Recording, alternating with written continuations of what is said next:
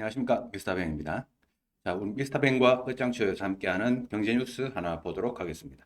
지금 화면에서 보고 계신 것처럼 제목이 이렇게 되어 있습니다. 1년 금리보다 6개월 금리가 더 높다? 장단기 금리 역전 현상에 대해서 최근에 뉴스가 나온 게 있어서 제가 기사도 뱅크스 카페랑 올려드렸는데 그게 또 제가 영상을 한번 찍어봐야 되겠다라고 제가 이렇게 말씀을 한번 드렸었죠. 그 부분에 대해서 기사를 한번 보고 이런 부분은 우리 취준생, 은행권 취준생분들이 충분히 알아놓아도 좋겠다 싶어서 영상을 한번 찍어보도록 하겠습니다. 보겠습니다. 예, 제목이 이런 제목입니다. 방망이 짧게 잡아도 유리하다. 6개월 예금 금리가 1년보다 높다 해서요. 지금 이게 언제 나온 거냐면 조선비즈에서 2025년 2월 20날 나온 기사입니다. 6개월 예금 금리가 1년보다 높다. 우리가 금리라고 하면 통상 금리는 기간에 대한 프리미엄이었습니다. 그래서 단기보다는 장기, 길게 갈수록 기간이 길어질수록 금리가 더 높은 게 정상이죠. 근데 지금 최근에 우리 은행권에서 6개월 예금 금리가 6개월짜리 예금을 하는 게 1년짜리 예금을 하는 것보다 금리를 더 높게 주는 이런 현상이 나타나고 있다고 합니다.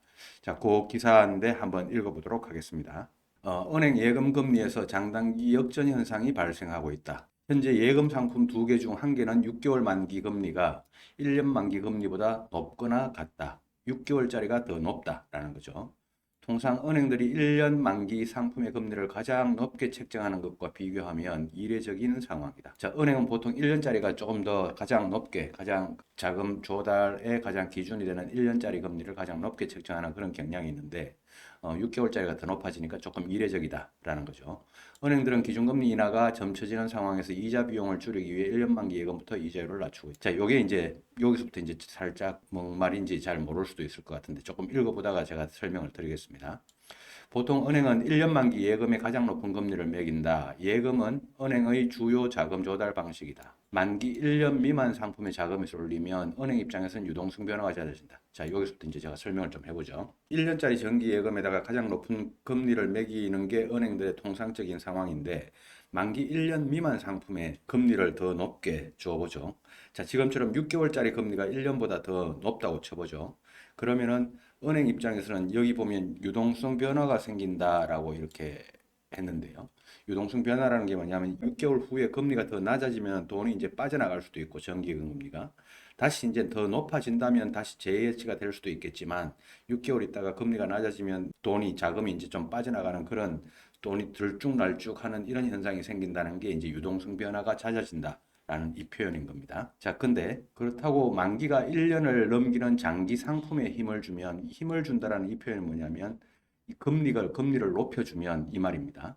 만기가 1년을 넘기는 장기 상품의 금리를 높여주면 기준금리 변동에 유연하게 대응하기 어렵다. 자, 이거는 무슨 말인가 하면 자, 2년짜리, 3년짜리를 뭐 지금 1년은 연 3%인데 2년짜리, 3년짜리를 연 10%, 15% 이런 식으로 금리를 왕창 높여주면 우리 예금 가입자들이 금융 소비자들이 2년짜리, 3년짜리 예금을 많이 하겠죠. 금리를 많이 주니까요. 그러면은 그 사이에 2년짜리, 3년짜리 계속 자금은 묶여 있는데 은행에서 계속 그만큼 이자를 줘야 되겠죠. 10%, 15%.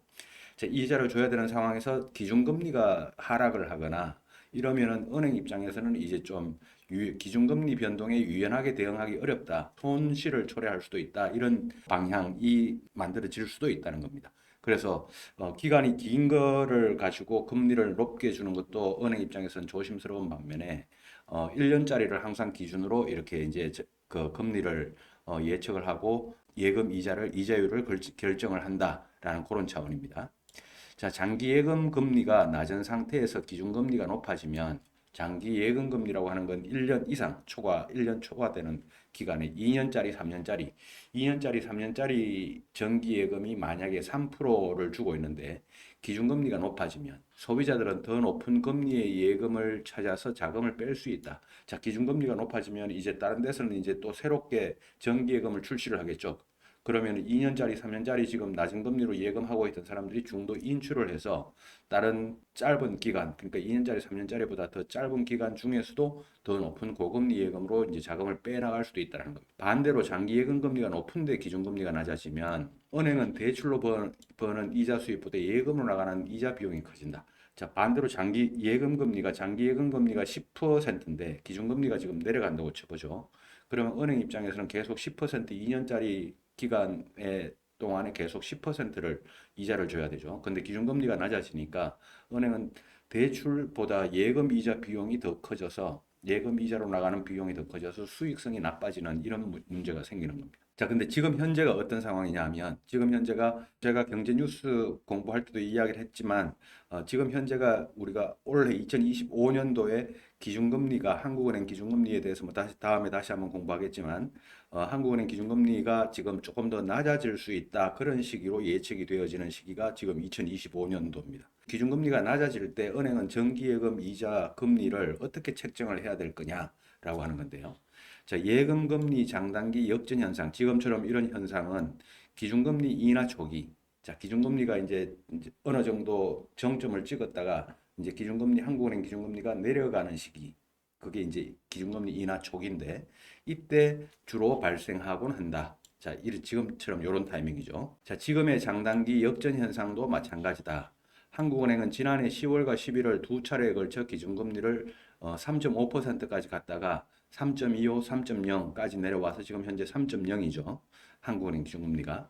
그 10월, 11월 두 차례에 걸쳐서 기준금리를 낮추었고 시장에서는 올해 기준금리가 추가로 내릴 것이란 전망이 우세하다. 자, 은행도 기준금리가 더 낮아질 것이라고 판단하면 예금 중 1년 만기 상품의 금리부터 인하한다.